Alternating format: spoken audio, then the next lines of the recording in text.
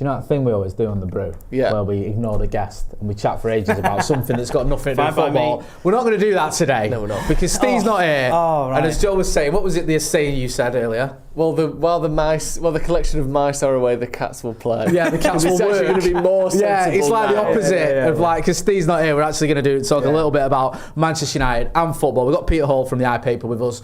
Me and you go way back, don't we? We used to do a podcast on the... Many moons ago. Let's not say how long, too long ago. Yeah, we did. But we're going to talk about all things Manchester United because there's loads going on. You've done a few articles as expected around Dave Brailsford. We'll be getting into that. Also about Viktor Gyokeres, which is a weird one. I'll get into that in a minute, but very strange where it's sort of like it all makes sense, but it doesn't seem like it's happening.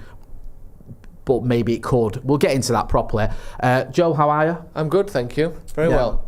Going into the weekend, just fighting off the tail end of a cold. Is it a cold or is it hay fever? No, it's a cold. Oh, is it? Yeah, I've never had hay fever. No, I'm the only one in our house who hasn't got hay fever. Couldn't cope with it. It looks horrific. Hay fever, yeah. Our house, everyone's suffering with it, and I'm just lucky. You just lay there in the garden. Yeah, I'm just like, Covered in stop pollen. being mad. Hey, bought a kilo of pollen. Give me more of that pollen from Google. You all get any more of that pollen? Intravenous pollen. Exactly, just absolutely basking in it. Matt Foyster, welcome to the always been a member of the first teams for 8 months. Says afternoon, everyone. Afternoon. Yeah, we're in this sort of weird, not the transfer window because we're having this break, but it all kicks off again on Monday. As you may have noticed, Peter, because you've been on social media and you're awake. Yeah.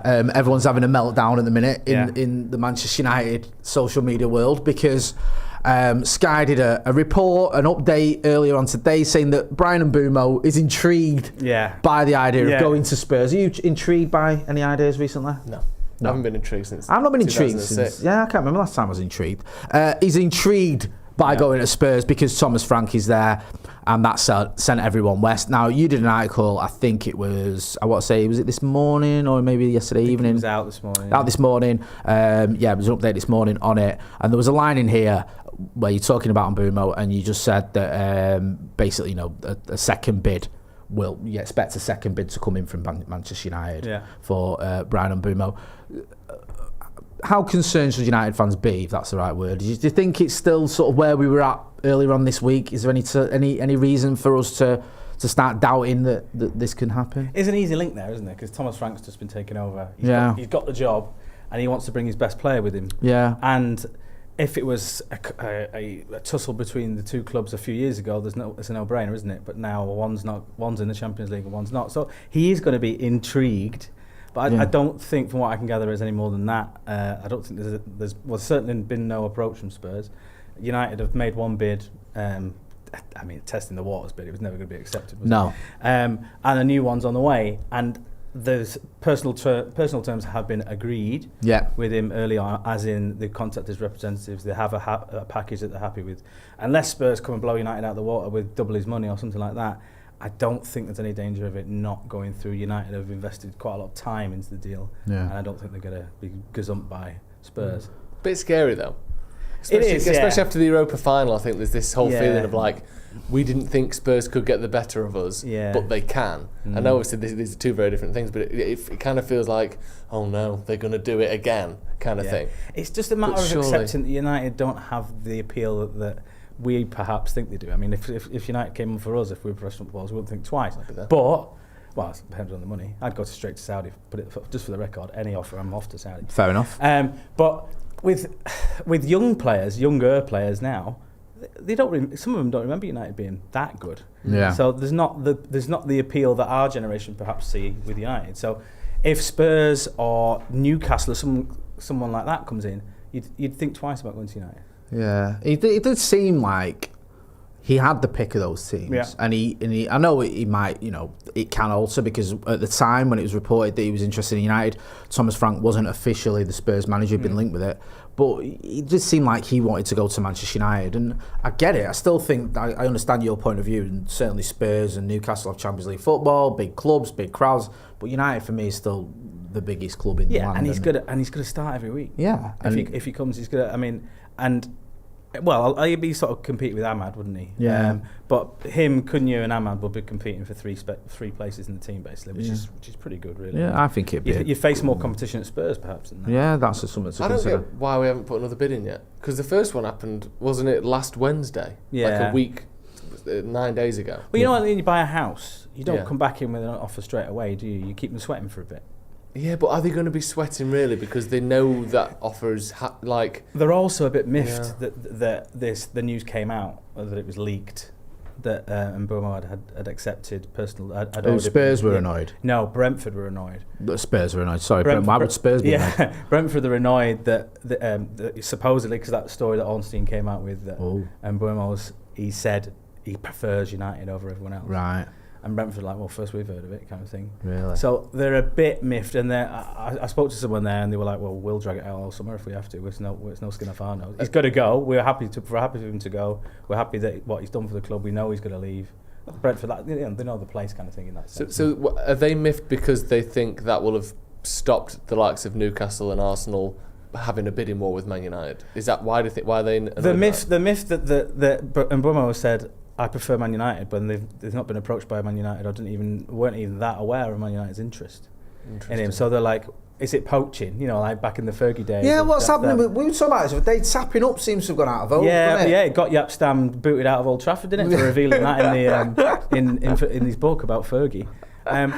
It's a bit more loose now. I mean, you can't. It's different because everything's through agents and intermediaries now. Yeah. It's not Fergie in your mum and dad's bedroom, is it? Like trying to convince them to join, looking under the bed sheets. He's got it was Bielsa on it who lifted the bed sheets, so he's got good footballer legs.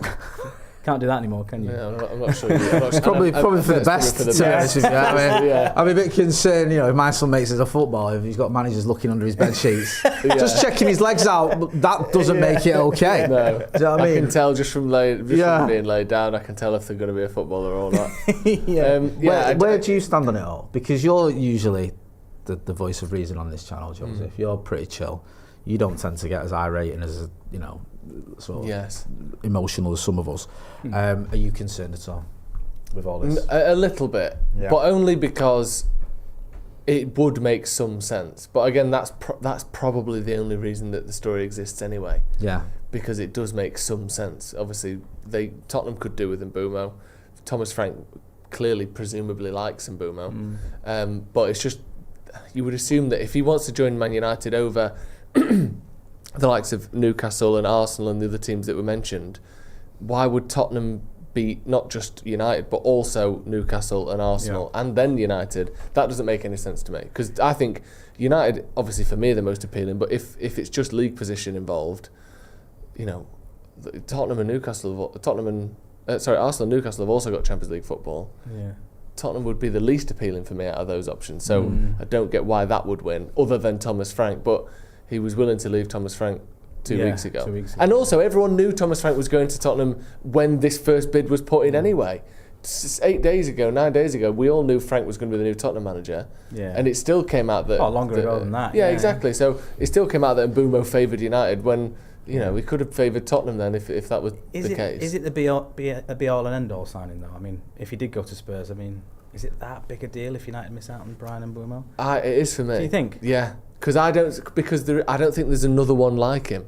Because if you're looking at under 27 years old or in that ballpark, mid-20s or younger, Premier League proven for under 70 million quid, how many more are in that sort of triple Venn diagram? Yeah, that's true. I don't know how many there are. Cunha's the other one, and we've already got him.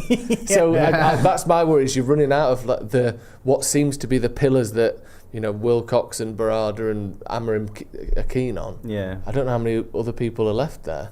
Who would do? I don't know. All of a sudden, I think the difference if you get Mbeumo between if you get him and you don't. If you get him, all of a sudden you've got options. Yeah. All of a sudden you look at it, you go, actually, you could maybe play him up front with Ahmad and Cunha behind him. You could play him in the 10 alongside maybe Cunha with Xerxes or Højlund if you still got a chance, and Ahmad as a wing back. Yeah. There's all these options.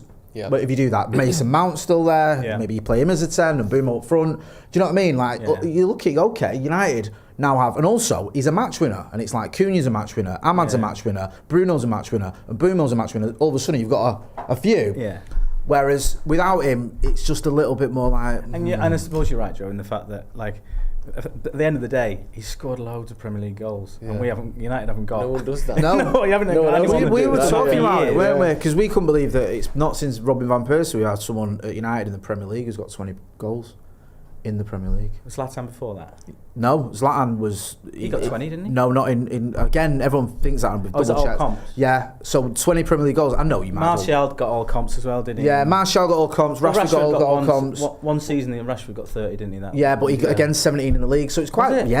It's rare. It's not. People might dismiss it. Penalties and whatever. Yeah, but loads of players have played for United taking penalties and don't forget during that time we finished second and third and second again. So it's not like we've always been. It showed the impact of Van Persie as well, because that was a pretty bang average team that he won the Premier League. Yeah, he was just absolutely. It was Anderson and Tom Cleverley in centre midfield. Remember that? Those are the days, weren't they? Yeah. That's why Fergie's a genius. Well, obviously. You give Pep Guardiola Cleverley and Anderson and see if he gets you a title. I doubt it. Yeah.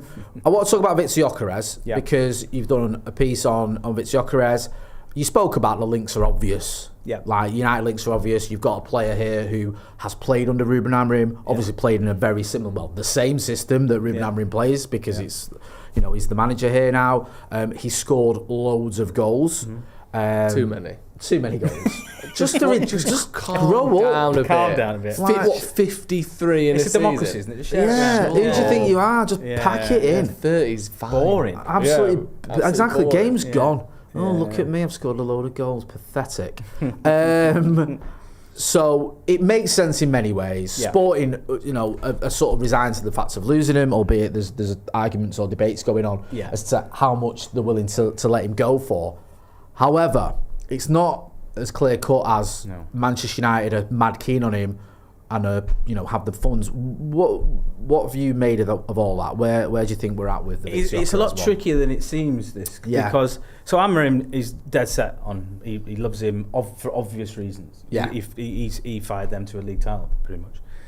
Scored a hat-trick against City, didn't he? Did he? Yes. Yes. Yeah. In Amorim's last game. We were all watching that. I celebrated that like it was United getting it. United winning. It was hilarious. They battered them as well. Yeah, it was so good as well. Didn't City score first? I think it was quite. They battered them in the first half. Yeah, and then they won. And then there's commentator. I can't remember who the commentator was, Yeah. but he was like laying into it, like, this is what the difference between. The Portuguese. I can't remember the commentator was. Get involved in the chat and remind me who it was. And then obviously Sporting kicked on and smashed him. It was great. Yeah. So he's scored loads of goals at different levels at Champions League, obviously most of them in the Portuguese league. So we're looking at it, but then you're saying it's not. Well, it's not. Not everybody at United is convinced by him. They don't think he's the profile. Ideally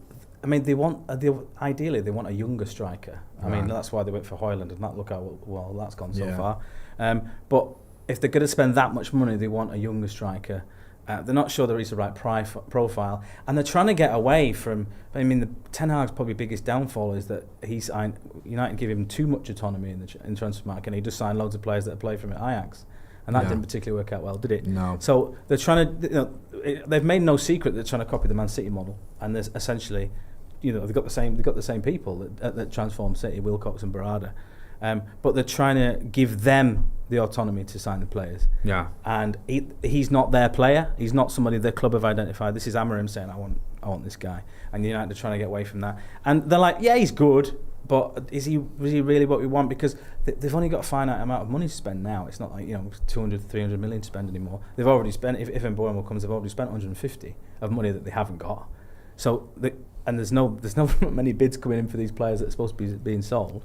So they need to find someone. Amorim wants this guy, the club want another, but someone's going to have to compromise, and it's whether Gyokeres actually wants to come to United over Arsenal. There is two options at the minute, and again, he's going to link up with his old manager. It comes to a similar argument with Mbeumo, and he's going to be United's main number 9. If he comes, there's a lot of appealing factors for Gyokeres to come. He's not that expensive. We were talking about money before. He's not that expensive in the grand scheme. Florian Wirtz money, is he? No, he's not Florian. You get two of him. You get two of them, yeah.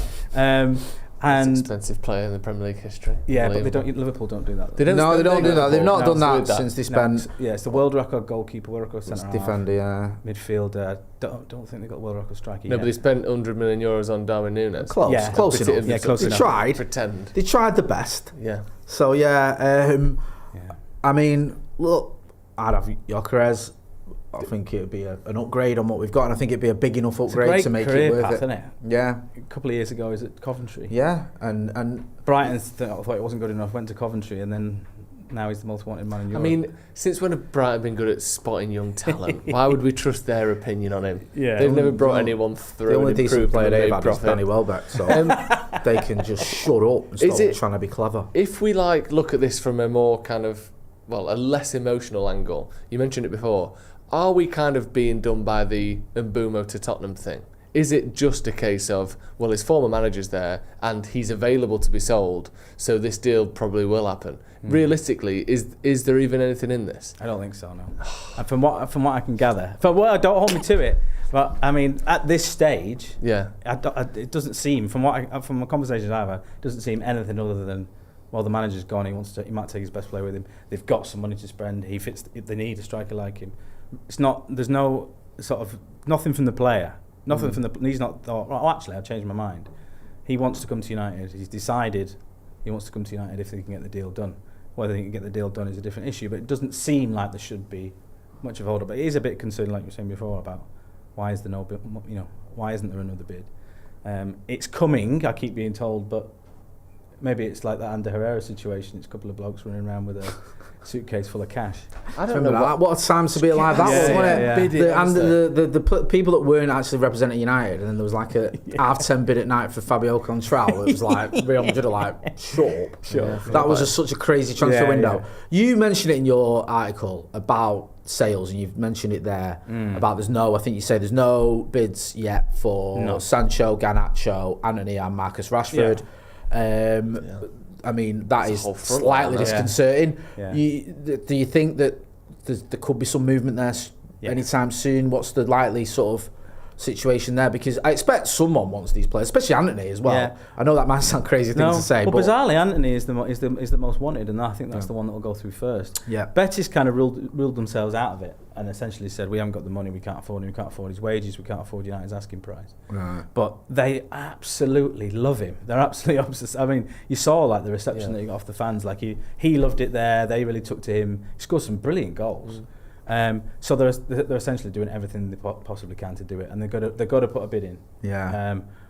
How much that's going to be is a different issue. It's going to be percentage of this and percentage of that. Image rights for the player, so that they don't have to pay him the wages that he's on at United. They haven't got the money. They admit they haven't got the money, but they're going to do everything they can. Literally go around with a bucket around Seville and collect some money. Have they got European football next season? They finished. I think they've probably got Euro. Yeah, I think they have. I think they were on a bit of a Champions League push. I think they have until the last few weeks. So they must have a bit of money. Yeah. How much do we want? We don't want 60 million. They finished sixth. 40 million pounds. 40 million pounds. Yeah. But I mean, there's leeway on that. I was going to say I would be shocked if we got that. I reckon surely they've got 30 million plus 20%, 30% on sell-on or something like that. Yeah, you'd think so, wouldn't you? This day and age, that's not a lot for a footballer, is it? No. And I know obviously Betis aren't a huge club and all that, but if you're in the European competition, you're getting a few million there. Yeah. If you finished 8th in Spain, you're getting a few million there. Yeah. I guess their record transfer isn't massive, but it's, I don't know. It just seems like 25 to 35. Yeah, I think United would take it. They have to start shifting people out the door soon. Exactly, yeah. And it'd be a nice way sort of chapter for him as well. He's gone there, he smashed it. Go back there. You enjoy your football there. You're doing well there. It looks like a completely different player than we saw at Old Trafford. Yeah. It looks better than he looks at Ajax from what I saw. He just looks like he's absolutely smashed it. I didn't even know he had it in him. Yeah. So it all makes a lot of sense. And if you can get a deal done, get it done, man. The others, it's really struggling. I mean, I thought Garnacho would have gone quite quickly. Napoli are really keen. They bid for him in January. United turned it down. What was that bid roughly? Do you know? I think 35, 40. Okay. But that's not enough, really, is it, for a player his age? He is a good player, isn't he? I mean, in another life, I think United should keep him, but they need to push some people out the door. Yeah. And if there's replacements have already been signed for him, then cash in. Yeah. The United want 50 for him, which I think that's reasonable. You look at like Ekitike at Frankfurt, they're asking for 100. Yeah, 84 million. Again, to probably come down from that, but you'd expect us to be asking for I don't know. I don't think half of that is too much to ask for, is it? When they're both. I think the thing to forget. Was younger. He's playing in a harder league. His numbers aren't bad as well. No. Just like I know people get frustrated with him. I understand all that, but in terms of for his age, I think his numbers are. It's something like most goals under 21. Yeah, goals and assists, goal involvements, like quite high. Or better than Ronaldo. Yeah, and he carries the ball very well, and he's 20. Yeah. There's a good chance he can improve. You'd expect him to improve, to be honest with you. I know some players have Amorim's essentially washed his hands with him. Well, he's kind of done it himself as well, hasn't he? Yeah, it does feel like... I think managers need that sometimes. You need someone to make an example of, and no matter how good they are, this is my authority, you don't cross me, kind of thing. You don't say... he didn't do anything that bad, did he? But he just said he wasn't happy about playing in the final, which, he had his reasons to say that. But I just thought it would have gone quicker than that. Napoli haven't put a bid in yet because they seem to be buying absolutely everyone else before him. But the Premier League clubs interested. Chelsea, do they need another winger? Chelsea love it though, don't they? Yeah. Chelsea just love buying players, man. Yeah. Like they're on it. And do you know what? I'd rather he went abroad, but if he went to Chelsea, I could somebody live told me with it. Villa, but I can't see that coming on. Do you know, like when people buy loads of stuff from like ASOS, and like, I know I'm going to send most of it back. Chelsea literally did that to us with Sancho, didn't they? Yeah, we'll just get him, try him on. If he don't fit, we'll fuck him off in the summer. And they literally did. Yeah. They told us they'd keep him and then paid us to give us him back. That offer as well, when his wages was like 90k a week, which is a lot of money, obviously, but he was on 250k a week, which makes you think no that... walk of life do you take that much of a pay. I mean, even though everyone hates on Jadon Sancho, of course they did. You're not going to... Like, that almost feels like... Stay. Yeah, we'll give you loads of money. You can sleep in the shed. Yeah, and it's like... I do fear for Jadon Sancho. Where on earth he's going to go? He's going to go Dortmund, isn't he? I don't know. I mean they just spent 40 million on Bellingham. Oh, that's a good point, well, they're going to sell Gittins to Chelsea. That's pretty much done. But I don't think they just... I mean, I spoke to somebody and they said, all right, maybe. Another loan, maybe. But his third spell there, he didn't do that well on his second. To be fair, I think you're right, because he flattered to deceive a little bit in the sense that he had that fantastic game against PSG, didn't he, in the semi-final first leg. Yeah. Which made it, and obviously he gets to the Champions League final, which you can't dismiss it. It's an amazing achievement. So everyone's like, the narrative becomes Jadon Sancho absolutely smashed it on his return to Dortmund. But I remember we were sort of watching it quite closely, speaking to a few journalists out there and just looking at what was being put. And he had a bit of a lull in the middle of that spell. He scored like 4 or 5 goals. Yeah, where he started quite well. Then there was this lull. Then there was the Champions League, he did quite well. Yeah. And then it sort of petered out. So it wasn't a barnstorming Jadon Sancho 2019-20 if it was, he probably would have put a bid in for him. That's it, because it wasn't... I know it was a lot of money for them, but it wasn't ridiculous. No. And he was only on loan at Chelsea. Although it was an obligation to buy, so I guess we thought that would be done. But it wasn't as though Chelsea spent 40 million that Dortmund couldn't afford. Yeah. They could have probably put a loan in as well this season, but they chose not to. Leverkusen went through and then Ten Hag got the job. So that rules that out, doesn't Sean says Leverkusen are flush. Let's hope Eric Ten Hag comes in for Antony on the Antony front. Maybe that could be something, but you're right. He's certainly not going to come in for Jadon Sancho. That's literally the last club he's going to go to. Is Leverkusen, because obviously him and Ten Hag. It's Betis or Atletico for Antony, I think. Sancho, Saudi, maybe. That'd be so sad. I know, but what other? I don't understand what other option he's got. He strikes me as someone who might go for that. He might. Yeah, but Ivan Toney. He might if the money's ridiculous and he's like, I'm not anywhere near the England team. Yeah. And you can still get in the England team. Ivan Toney. Well, that's a good point, actually. Yeah, maybe. Go and bang 40 goals a year in there, or just not maybe $500,000 a week and not be told off. I mean, you've rounded it up here, like you said. There's sort of in terms of the players we've mentioned there. You also mentioned Rashford's dream move to Barca is no closer to becoming a reality. It's understood that while sporting director Deco is keen, others in the club have their doubts, and they need outgoings as well. So others in the club is the manager. That's always a bit of a sticking point. Anyway, the manager don't want you. Yeah. It's not that he doesn't want him. He's a bit like, I mean, are there others available? They both want Luis Diaz. They came in for him. Liverpool said no, flat out, and they're willing to do what they did with Trent and just let his contract run down. Right. And, I mean, if you take 60 million for Diaz, wouldn't you? I would. I've said this at the start of last season, and obviously Liverpool won the league, so you look like an idiot. I think Diaz is very replaceable. Yeah. I think he's a good winger. Yeah. But he's a sort of 9 goals, 7 assists a season winger, which is good, but it's not like, how will we ever find another one? Yeah. 65 million or whatever. And also, I get your point. Get another one for that. You can win a title with players that are all right. Yeah. Like, you know what I mean? It's just not like Liverpool didn't win the title because of Luis Diaz. No. It's not Mo Salah. No. It's not like, if he hadn't been for Diaz, you wouldn't even have a title now. Yes, he contributed, but it wasn't like it's his title. No. This is like, he was a player that was in and out of the team, did quite well, but it's certainly not, like you saying, irreplaceable. Yeah. He's done all right. On any given game, Anfield. if Jota or Gakpo had started ahead of him, you wouldn't have been shocked. No. Yeah. That's, and like I said, he's good, but if I was a Liverpool fan, I think I would be like 64. Is that 65 million? I'm always quite reluctant to praise Man City, but like if that was City, he'd be packed off. They do. Annoyingly, they sell players at the right time. Alvarez, prime example of that. Yeah. Someone gives you that sort of money, you don't think twice. Yeah, thank you very much, but see you later. We'll replace you. We'll buy 2 players with that. Yeah, we've already got them lined up. They're already waiting in the suitcase in the lobby. No, you're right, and I think Marcus says Diaz is a constant threat during games, while Sean says Liverpool won the title because of refs. Laughing emoji, but I'm going to ignore the laughing emoji, Sean, and just say, you're right. And I'm not saying he's not a good player. That's what I mean. He's a decent player, but again, at the end of every season, Salah's got 6 times more goal contributions than everyone else in the team. Yeah.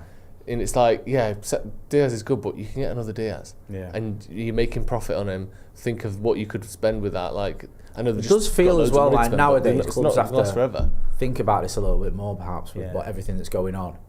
I think maybe I don't know. I mean, I'm not overly bothered about what Liverpool do. But I was just going to say, if it affects United in a way, then I am. Yeah, but I was just going to say about Rashford is that the Barca thing is that they haven't got as much money as you would like to think they have for it.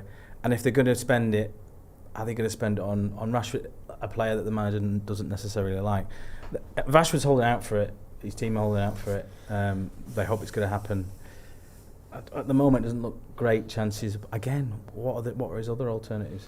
That's my worry with all of these players. Because if let's assume and hope that Mbeumo can get sorted despite this Tottenham stuff, that's basically your FFP allotment done with those two, Cunha and Mbeumo. Now it's sales permitting. Yeah.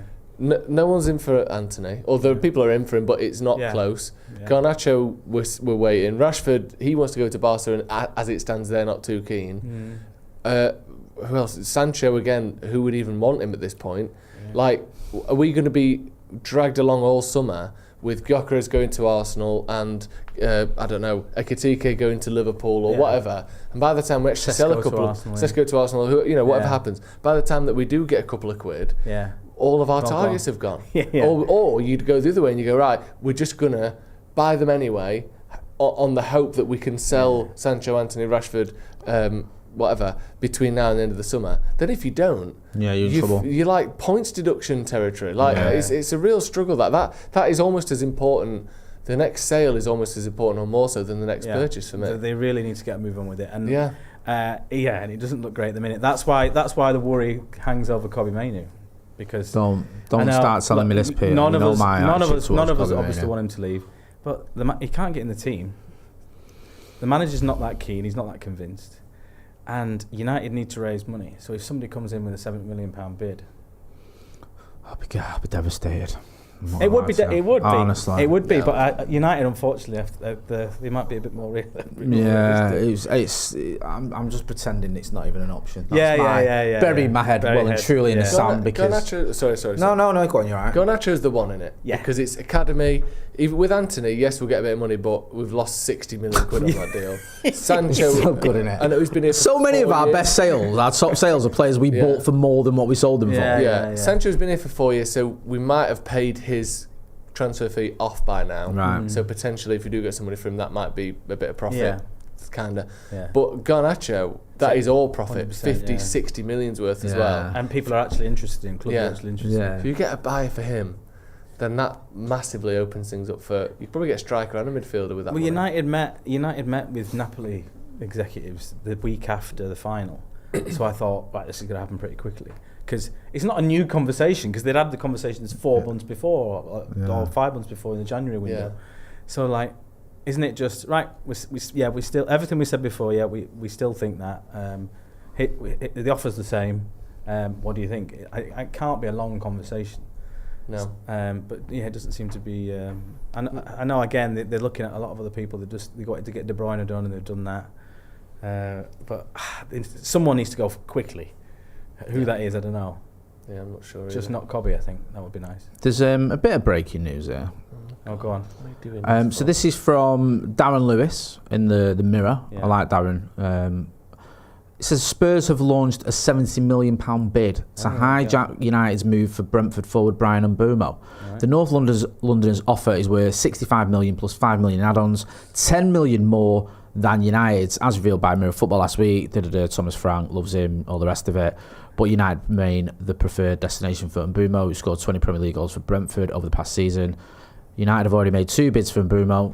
I like Darren, he's a good lad, but have we made a second bid for Mbeumo? I think it's not on the table, no. No, I think, not to criticise him, but I don't think that's accurate. I don't think we have made 2 bids, and yourself, all the other journalists that we speak to and that we follow. His agent is basically trying to push this out a lot further along than it is, because he wants to keep his client top of the news agenda.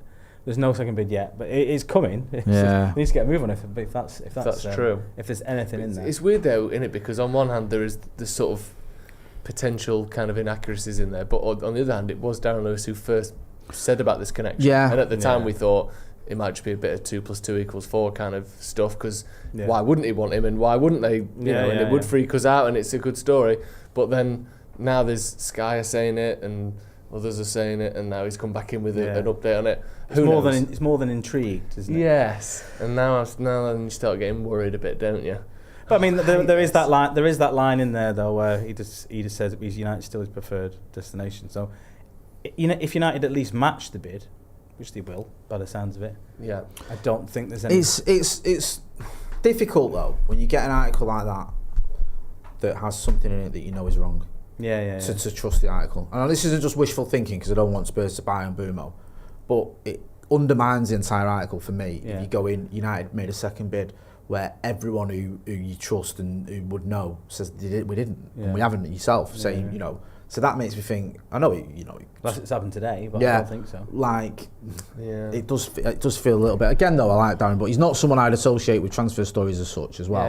I know he's covered them, but he's not, like you mentioned the other day on the Paddock podcast, he's not a sort of a transfer type journalist. I mean, he's a good journalist, we've had him on the channel, but I don't know. Well, I think it's just wait and seeing it, and I think we'll know more next week.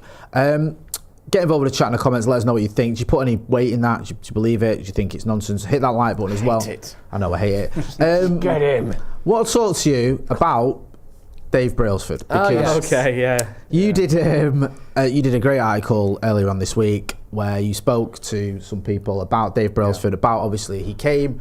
He's part of Ineos. He's come to Manchester United, had an involvement at Manchester United, and then he's now sort of gone back to Ineos, is it, to look at the cycling, which is where he came from, and just what happened there, and the sort of the way that all sort of transpired. Because when he first arrived, or when he was first moved as getting involved in United, it was kind of a bit of a split, I felt. Some people were like, okay, he's had success, Ineos know him, he's their guy, Ratcliffe, he's obviously very close to him. This makes sense because it's that whole marginal gains, and we'll bring that to Manchester United. And God, I love marginal gains. Yeah, but, we can go from 16th to 15th thanks to these marginal gains. But then there's a flip side where people are going, he's from cycling, this is football, this is different, this is Manchester United, this is one of the biggest clubs in the world.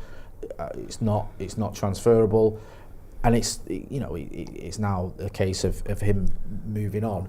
What sort of went down there? What was it all? I know you've obviously written an article, but go on. Can I just offer a quick headline for this story? Go on. Obviously, maybe a bit more tabloidy than on your bike. It works, doesn't it? Are you able to just that? That's it. On your bike is the main headline. So I'd click that because he's gone back to cycling with a picture of Brailsford.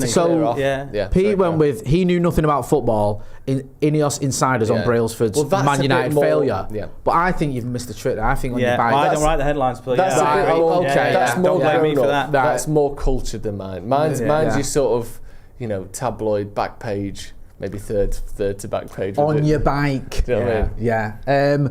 How did it all go down then? Was this I know you've obviously covered it in the article, but just for the viewers, was there a falling out? Was the people doubting him? Was this always going to be planned that this was going to be the way it went down? When he came in, I was quite sort of pleased in a way.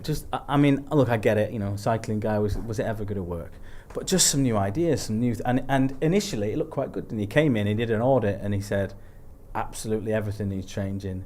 we're going to revamp this and revamp that, and it all sounded right, and it's what people have been saying for years. We did need a structure. United did need a director of football. They did need a sporting director and all that kind of stuff.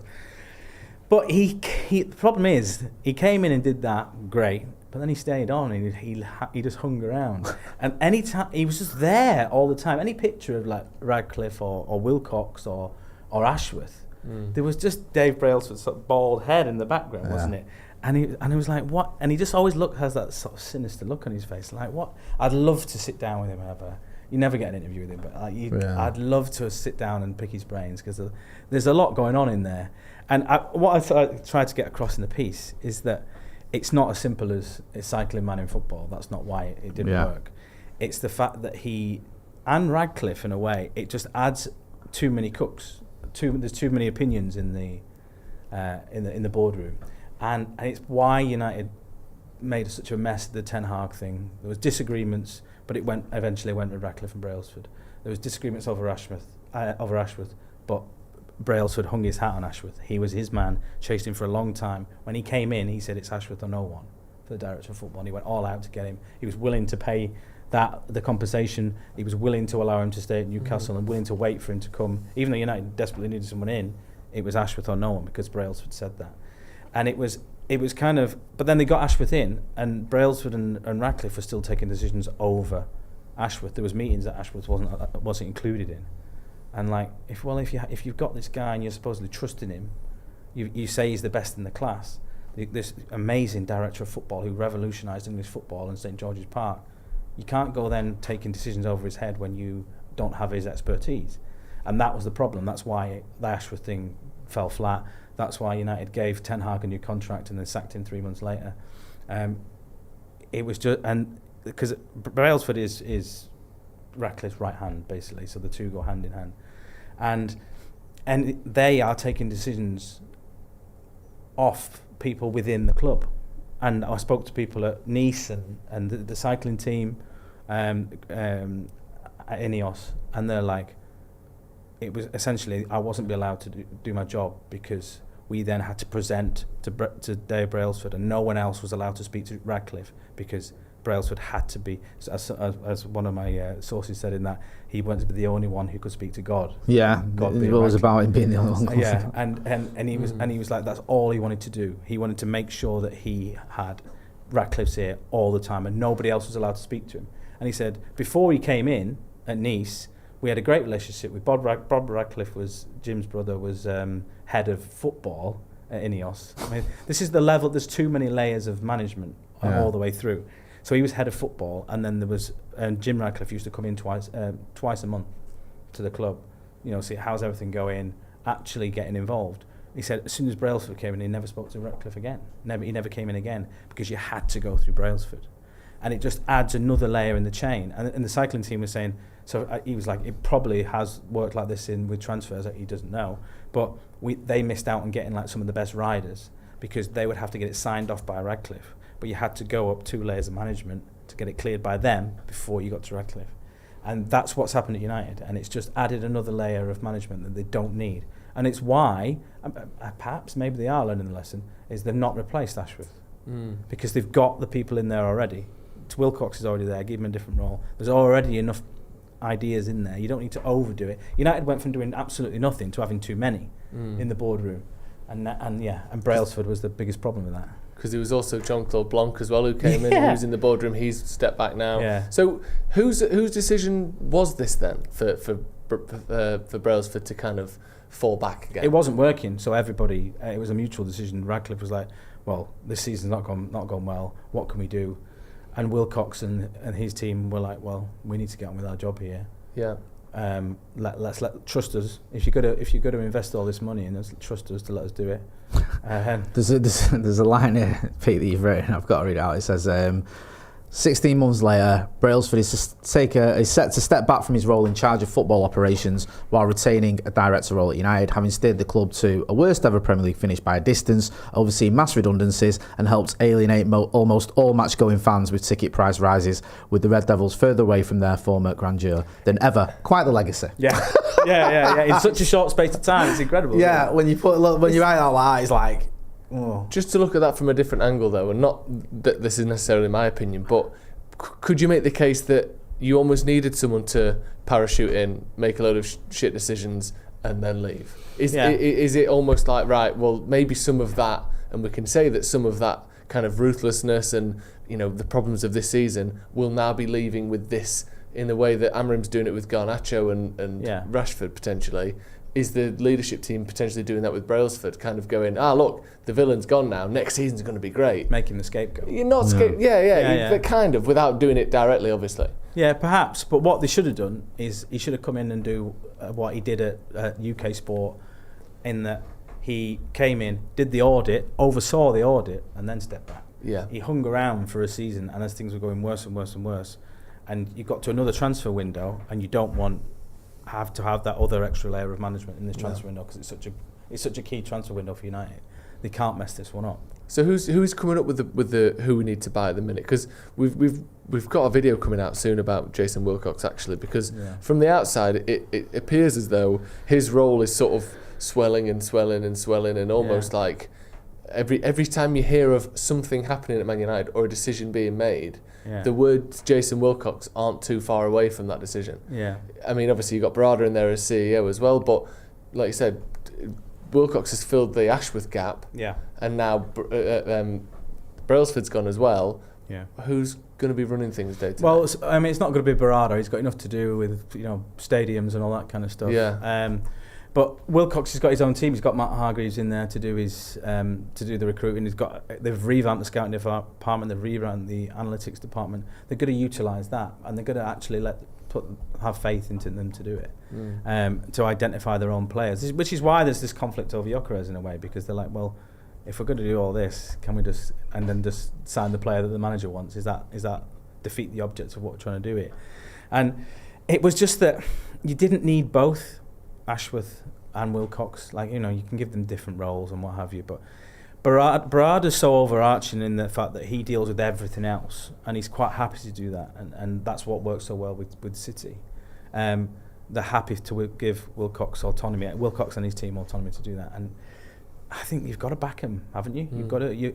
If they get it wrong, they get it wrong, but we've said the reason why the United have got the recruitment wrong for so many years is they don't have this team in place. Now they've got the team in place, they've got to back it. I'm up for backing it. I think that the early signs, like you said, last summer is an odd one because there was a muddle of who we're buying players for here. We don't really like this manager, and because of that, let's be honest, his shelf life is pretty short.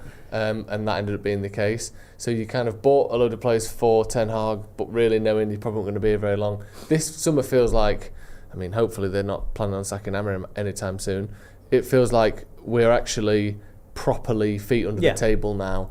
Not the first summer, because obviously I'm not going to pretend last summer didn't happen, but this is the one where you have to start getting 80% of your transfers right, rather than 1 in 4 like it has been over the last decade. With Ten Hag, it was the fan pressure from the FA Cup final, wasn't it? You couldn't, I mean, in reality, you couldn't really sack Ten Hag after winning that FA Cup final. The performance that they put in, and then, but we all know, with hindsight, it should never have happened, and nobody was convinced in the boardroom that he was going to last long. So, like you say, you're not going to back a manager that nobody's convinced by. No. Even if you have given him a new contract, you're just doing it to appease fans who are already pretty angry with you.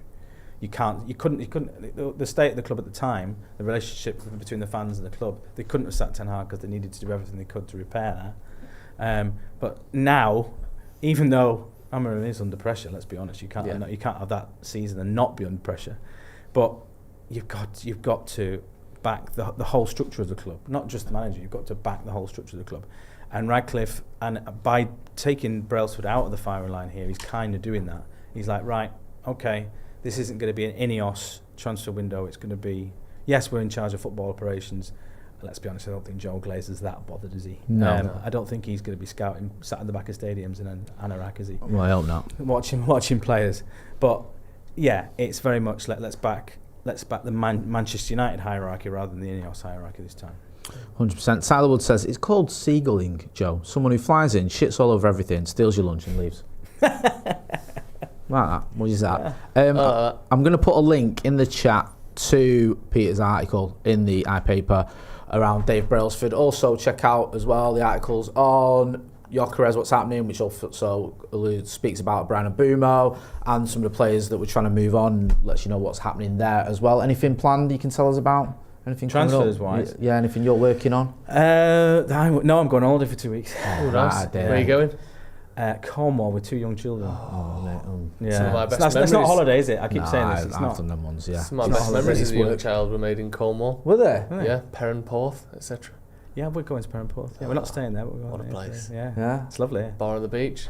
Little rock pool on the beach as well. Oh, lovely. What more do you want on the beach? There's a bar. Oh. It's the only bar on. Well, it used to be that literally is in the sand on the beach, so you can get on that. Yeah, okay. It's great. Yeah, the kids. How are you getting away with going on holiday anyway? And the transfer window's opening again. Well, it's not open though, is it? No, on Monday is it like? Oh, is it not? When's it reopening? When does it reopen? You know what, I don't know. I've not looked. When I check out, I don't. Yeah, that's still fair enough. I thought it was shut till Monday and then it reopens on Monday, but I don't know. I might be wrong. Maybe. I know it reopens soon, but I couldn't. Yeah, it don't matter. It's all that Club World Cup nonsense. No one cares about. It's still open. Yeah, it is. Yeah, it's not like people going, we're not doing transfers now. People are going to answer the phone. Yeah, we can't. Ring me back on Monday. The Florian Wirtz deal was done today. Yeah. 16th of June, heaven soul said. Yeah, that's a good point. Like, deals are getting done. Yeah. Transfers are happening. Bids are getting put in. I think incomings wise, I think other than sort of hopefully getting Mbeumo done, I think it'll be quiet until towards the end. Yeah. Because they're just going to have to see how much they can get stockpile. Just get Mbeumo done, and let's stop this nonsense with Spurs as well, man. Just get that done, then we can start worrying about everything else, man. That'd be good. Yeah. Go and check out Pete's work on the iPaper. Go and check out Joe on Sloppy Joe's. You know where to find me. You're going to be back later. You've got is it tonight, your little... yes, we've got a video coming out tonight about Jason Wilcox, interestingly enough, and his role and what's going on there, why we keep hearing his name more and more often, and you know what he's doing at Manchester United. So yeah, that's coming out at 7 o'clock. Make sure you check that one out. Go and check that out. Abby J, this has been The Brew. Thanks for watching.